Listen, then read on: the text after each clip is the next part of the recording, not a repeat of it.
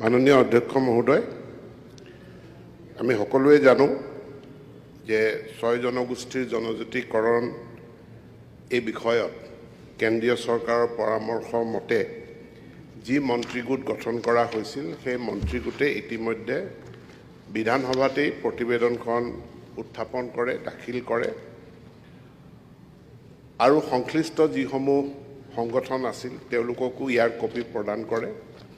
কিন্তু ইয়াৰ পাছতে ইয়াত যিসমূহ পৰামৰ্শ দিয়া হৈছিল সমস্যা সমাধানৰ কাৰণে সেই পৰামৰ্শৱলীৰ সপক্ষে বিপক্ষে বহু সংশোধনী প্ৰস্তাৱ মন্ত্ৰীগোটে গঠন কৰে আৰু মন্ত্ৰীগোটে খুব কম সময়ৰ ভিতৰত যিমানবিলাক প্ৰস্তাৱ আহিছিল এই প্ৰস্তাৱবিলাক অধ্যয়ন কৰে আৰু অধ্যয়ন কৰাৰ পাছত মত প্ৰকাশ কৰে যে ইতিমধ্যে আমি প্ৰতিবেদন দাখিল কৰিছোঁ, গতিকে প্ৰতিবেদনৰ মূল যি কোৰ সাবজেক্ট কোৰ বিষয় সেই কোৰ বিষয়ত আমি যি পৰামৰ্শ আগবঢ়াইছিলোঁ যে দুটা কেটেগৰীৰ অনুসূচিত জনজাতি আমি প্ৰস্তাৱ কৰিছিলোঁ, STP, STV কোটা সম্পৰ্কে আমি বিভিন্ন মতামত দিছিলোঁ। আমি কোৰ বিষয়টোৰ সম্পৰ্কে অহা কোনো সংশোধনী প্ৰস্তাৱ মন্ত্ৰীগোটে গঠন কৰা নাই আৰু মন্ত্ৰীগোটে এই প্ৰতিবেদনৰ সংশোধনী অস্বীকাৰ কৰে যে আমি ইয়াত এইখিনি সংশোধনী নকৰোঁ। সংশোধনী সপক্ষেও আহিছিলে, বিপক্ষেও আহিছিলে।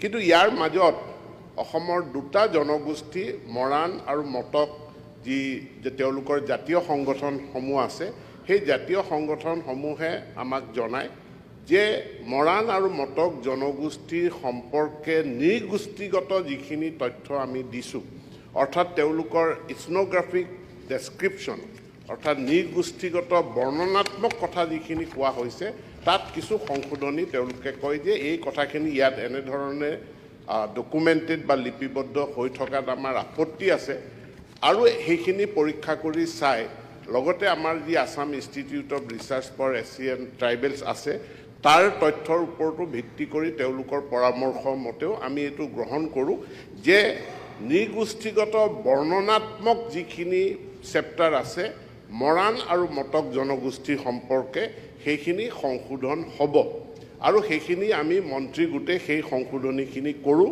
কিন্তু কোৰ বিষয়টোৰ যিখিনি পৰামৰ্শ অৰ্থাৎ মূল জনজাতিকৰণৰ বিষয়টোৰ যিখিনি পৰামৰ্শ সেইখিনি ইতিমধ্যে বিধানসভাত যি দিয়া হৈছে সেইখিনিয়ে আছে, তাত আমি কোনো সাল সলনি কৰা নাই।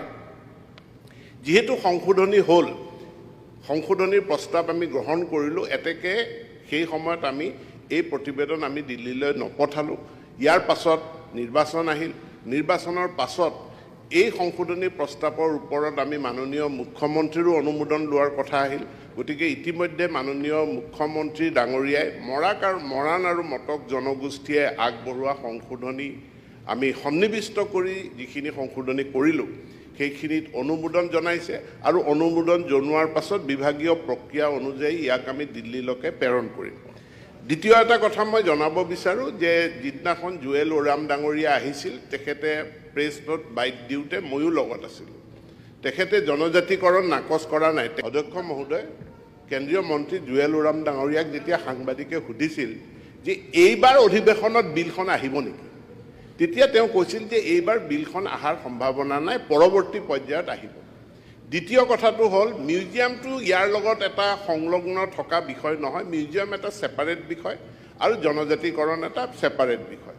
বহু দিনতে আমি কেন্দ্ৰীয় চৰকাৰক এটা প্ৰস্তাৱ দি ৰাখিছিলোঁ যে অসমত এটা জনজাতীয় মিউজিয়াম যেনেকৈ মধ্যপ্ৰদেশত বনাইছে। যেতিয়া সাংবাদিকে এই কথাটো জানি পেলাই প্ৰশ্ন কৰিছিল জুৱেল ওৰাম ডাঙৰীয়াক যে অসম চৰকাৰে প্ৰস্তাৱ কৰা জনজাতীয় মিউজিয়াম অসমত হ'ব নেকি, তেখেতে ইতিবাচক উত্তৰ দিছে যে অসমত জনজাতি মিউজিয়াম এটা প্ৰতিষ্ঠা কৰাৰ ক্ষেত্ৰত কেন্দ্ৰীয় চৰকাৰে সকলো সহযোগিতা আগবঢ়াব। ধন্যবাদ।